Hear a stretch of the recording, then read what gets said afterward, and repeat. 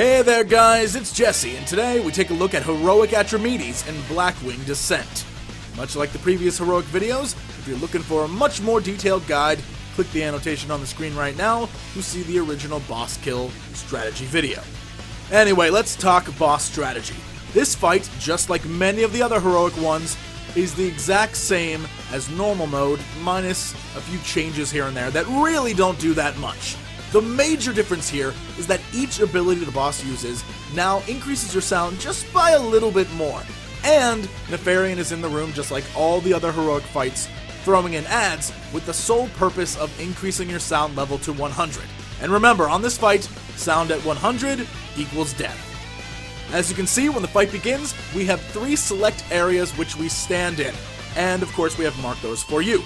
Purple Diamond is where the tank stands and faces the dragon, while the majority of the raid moves back and forth between Green Triangle and Blue Square every time he casts a Sonar Pulse, ensuring that almost all, if not all, of the sound discs are directed in one direction.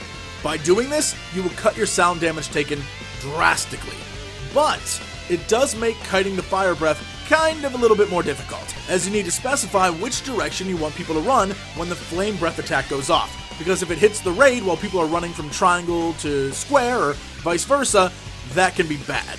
You don't want to be targeted and running the same direction as the raid, so it's best to do opposites. So for example, if the breath targets you and you're on triangle, run right. If it targets you and you're on square, run left. For any of the finer details on that, you might want to work that out with your raid, but that's pretty much how we had it set up. Other than that, this phase is exactly the same as phase 1 in normal.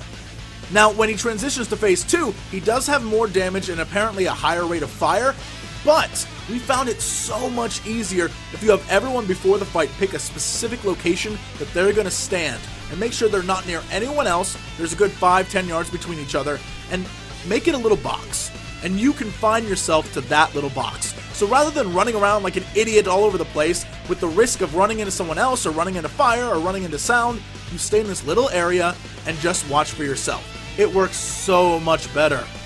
And as you can see, you have plenty of room, so really, no one should be getting killed by random fire or sound.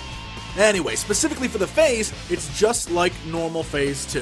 You kite the fire breath, he'll drop down, and you start all over again. There is one more thing, and that is the biggest threat in the entire fight, the obnoxious fiends, who are added by Nefarian, and basically what they do is they jump on a player's back and start launching off fireworks and making noise and trying to draw Atramedes' attention. This can easily be prevented just by standing in the groups like you see, and when one appears, you kill it real quick, not much sound goes off, not much of a problem. All in all, this fight is really super easy once you get the hang of it. It's a simple rinse and repeat process just like normal mode, and once you get it down, you can add it to your list of Heroic boss kills.